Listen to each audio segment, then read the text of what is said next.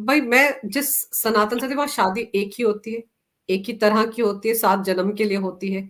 और शादी का मतलब इस तरह से नहीं होता है जैसे ये मैं सुन रही हूँ आपसे। और मैं जब भी आपसे बात करती हूँ तो मुझे बहुत कुछ नया पता चलता है। और ये मुझे निकाह मुत्ता के बारे में मैंने सुना था, लेकिन इतने विस्तार से नहीं सुना था कि उसका मतलब क्या होता है।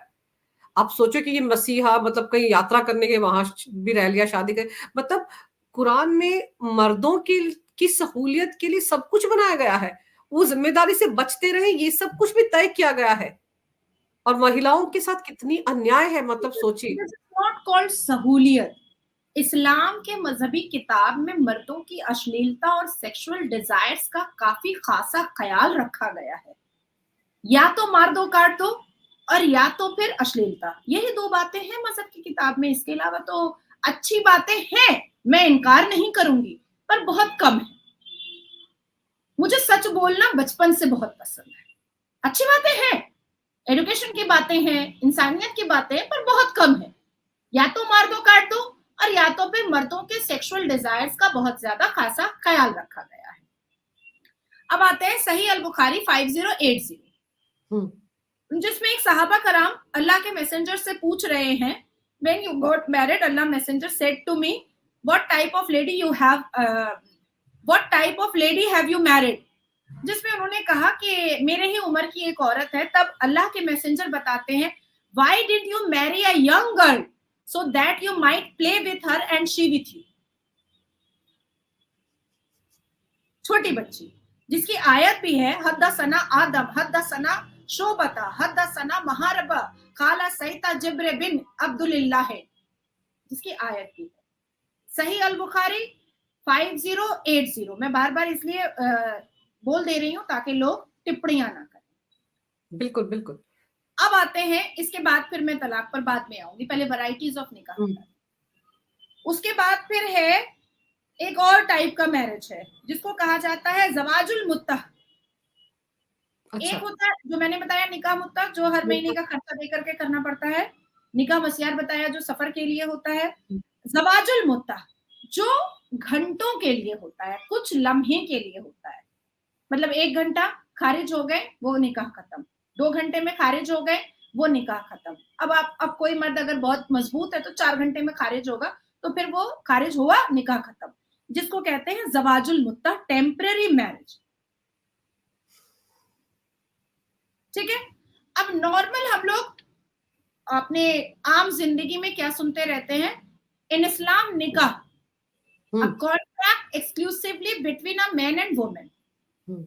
जो बार बार जोड़ा वैसी भी बोलता रहता है कि भाई हमारी शादी हमारे लिए कॉन्ट्रैक्ट है। तो हमारा कॉन्ट्रैक्ट होता है। आपने बहुत खूबसूरती से अपने अपने धर्म की बात बताई, आप बहुत खुशनसीब हैं।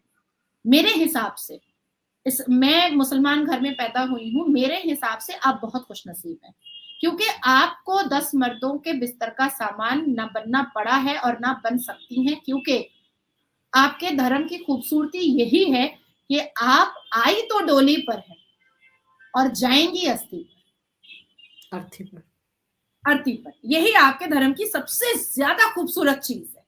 बिल्कुल।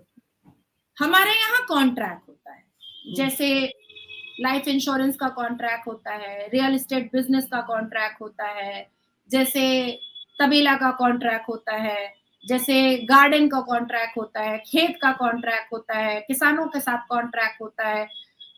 किसी हमारे साथ हम वकील है, हमारा भी कॉन्ट्रैक्ट होता है किसी किसी कंपनी के साथ, बिल्कुल। कि हम 1 साल तक आपके केसेस देखेंगे, और जब वो कंपनी चाहेगी और हम चाहेंगे एक दूसरे को छोड़ देंगे। अभी समझ में आ गई बात। तो उसी तरीके से निकाह भी एक कॉन्ट्रैक्ट है, जब भी मर्द चाहेगा वो छोड़ देगा। जैसे मेरे साथ जब एक कंपनी ने कॉन्ट्रैक्ट किया है कि अब इतना दिन खान निकल सॉलिसिटर फर्म मेरा केस देखेगा, पर वो कंपनी सेटिस्फाइड नहीं होगा तो वो उस कॉन्ट्रैक्ट को आराम से खारिज कर सकता है। इसमें मैं कोई इफ एंड बट नहीं बोल सकती हूँ। उसी तरीके से निकाह भी है इस्लाम का, जो मर्द जब चाहे कुछ एक्सक्यूज रख करके उसको खारिज कर सकता है।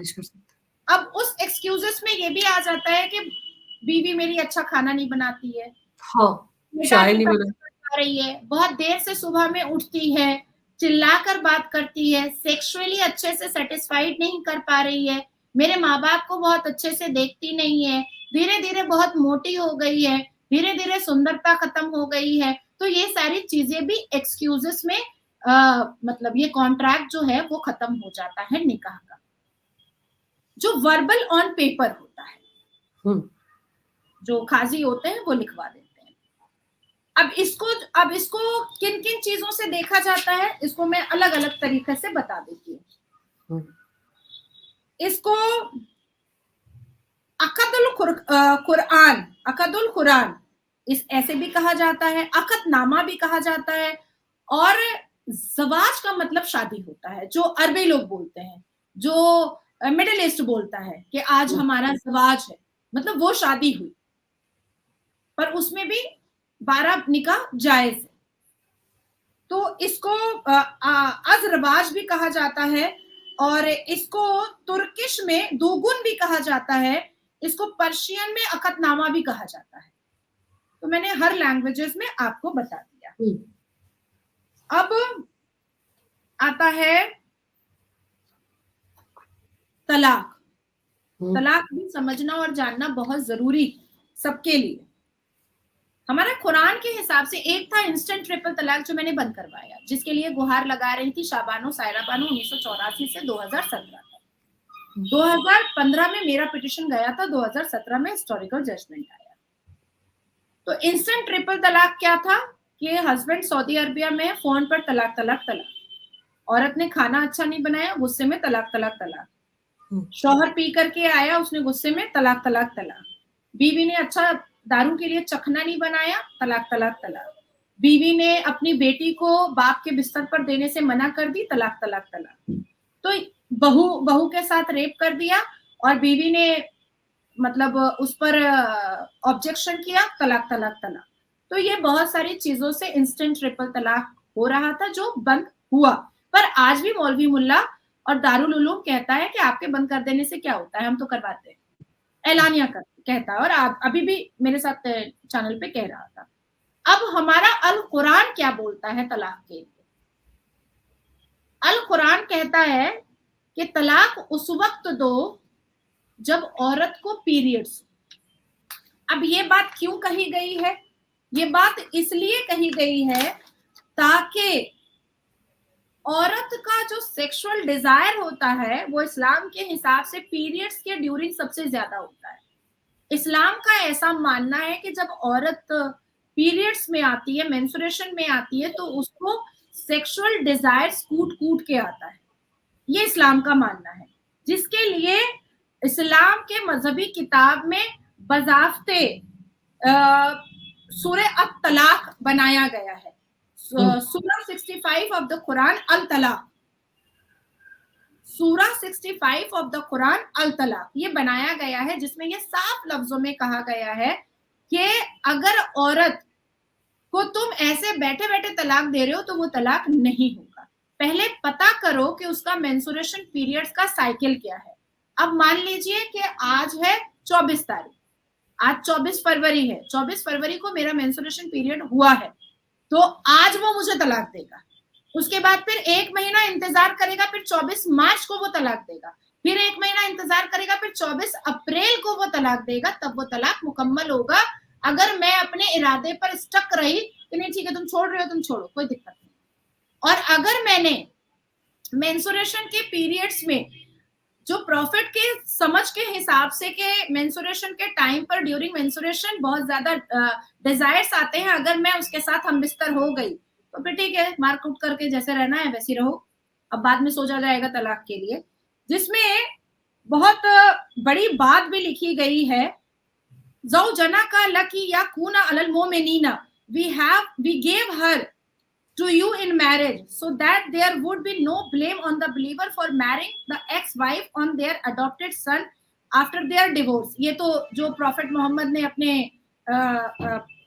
अडॉप्टेड चाइल्ड के वाइफ से शादी किया था, उसके बाद फिर मैं आपको और भी बता देती हूँ कि कहाँ कहाँ पर है। हाँ, ये रहा। कहने का मतलब ये कि ये सब कुछ अभी तक असम में, मतलब ये सब कुछ चलता ही आ रहा है, चलता है ये अभी भी सब कुछ चल रहा है, असम में चल रहा है, नहीं ये बाकी जगह हर जगह चलता है, हर जगह चलता है। तब तो ये सब जो किया है उन्होंने हिमंता ने, तो फिर तो इस्लाम खतरे में पड़ गया होगा। अभी और सुन लीजिए, बुक नंबर 27 सूरे अत-तलाक, बाब वक्त तलाक लिल इद्दतिल लती अमरा अल्लाह अज़ा वजल अन्ना तू तल्लका लहा अनसहा। यहाँ पर साफ लिखा हुआ है, Abdullah has divorce his wife, Abdullah, profit Abdullah has divorce his wife while she was menstruating. ठीक है, सूरे अन-निसा 3389, सूरे अन-निसा 3389, सही अल बुखारी सूरे अन-निसा 3389, सूरा 65 of the Quran, at-talaq. Abdullah has divorced his wife while she was menstruating. He said, tell Abdullah to take her back, then leave her until she became pure from the menstruation period. मैंने जो कहा वही लिखा हुआ है। तो ये तलाक का प्रक्रिया हमारे कुरान में था और ये निकाह की वैरायटीज हमारे कुरान में थी। इसके अलावा बहुत सारे रेफरेंसेस हैं, बहुत सारे मैंने निकाल करके रखे हैं, बहुत सारे रेफरेंसेस हैं, बड़े बड़े सूरतें हैं, बड़े बड़े कलमे हैं, तो मैं उतने डीप में नहीं जाऊंगी, लेकिन हाँ कुरान के उन पारों को भी मैंने निकाला है जिसमें साफ लफ्जों में लिखा हुआ है। अब आप मुझे बताएं कि अगर हेमंता जी ने मुसलमान बेटियों को इन अश्लीलता से निकाला है, क्या गुनाह कर दिया है? मुझे लगता है कि मुसलमान बेटियां तो जानमाज बिछा करके हेमंता जी के लंबी उम्र की दुआएं मांग रही होंगी, क्योंकि कहीं ना कहीं मुसलमान बेटियां सिसक तो रही थी, कहीं ना कहीं मुसलमान बेटियां रो तो रही थी, कहीं ना कहीं उनको तो ये फील हो रहा था ना कि भाई हम तो खिलौना होकर के रह गए, हमको तो जैसे बेचा जा रहा है, खरीदा जा रहा है, बेचा जा रहा है, खरीदा जा रहा है। 10 दिन पहले न्यूज में काफी चला कि हैदराबाद से एक लड़की को उसकी माँ ने बेचा था शेख को, इसी निकाह मुद्दा के तहत, और उसने अपनी माँ को दोबारा चिट्ठी लिखा है अरब से, मुबारक हो अम्मी, मैं 18वें शौहर की बीवी बन गई। ये आप गूगल में सर्च कर सकती हैं। आज नाजिया इलाही खान ने विधवा होने के बाद नहीं माना किसी की बात कि नहीं मुझे शादी नहीं करनी है। अगर मैं मान लेती तो आप सोचिए कि मुझे कितने बिस्तर पर जाना पड़ता। सबसे पहले तो जिसकी विधवा थी उसके घर के भाई खड़े हो चुके थे, आओ भाई मैं ले लूं अपने बिस्तर पर। जो कल तक भाभी बोल रहा था, जो कल तक बाजी और आपा बोल रहा था, वो अपने बिस्तर पर लेने को तैयार था। तो मुस्लिम कम्युनिटी में मुसलमान औरतों के लिए खड़े जहन्नम इस धरती पर ही है। एक भारत और दूसरा पाकिस्तान, ये 2 देश ऐसा है जिसमें मुसलमान लड़कियां जो हैं वो बाजारू हो चुकी हैं, इसी शरिया लॉ और इसी ब्रिटिश कानून और इसी इस्लामिक लॉ के कारण।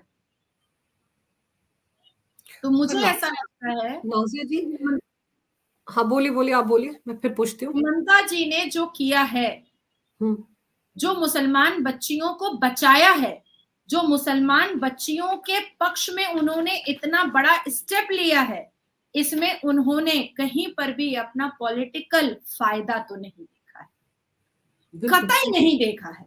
अगर हेमंता जी के दिल में पॉलिटिकल फायदा होता तो कांग्रेस की तरह वो मुसलमान बच्चियों को कलपते रहने देते और अपने वोट पर वो तवज्जह देते। हालांकि मैं आपको परसेंटेज बता दूं, असम की टोटल पॉपुलेशन 3.12 करोड़ है, जिसमें 1.6 करोड़ मुस्लिम्स हैं। फिर भी लोकसभा इलेक्शन जैसे नाजुक सिचुएशन पर उन्होंने इतना बड़ा स्टेप लिया। इसका मतलब है कि हेमंता जैसे व्यक्ति मुसलमान बहनों की आंसू को पोंछने के लिए ही सरकार में बैठे हैं, चेयर पे बैठे हैं। अपनी पॉलिटिक्स और सियासतबाजी के लिए वो चेयर पे नहीं बैठे, ये उन्होंने क्लियर कर दिया।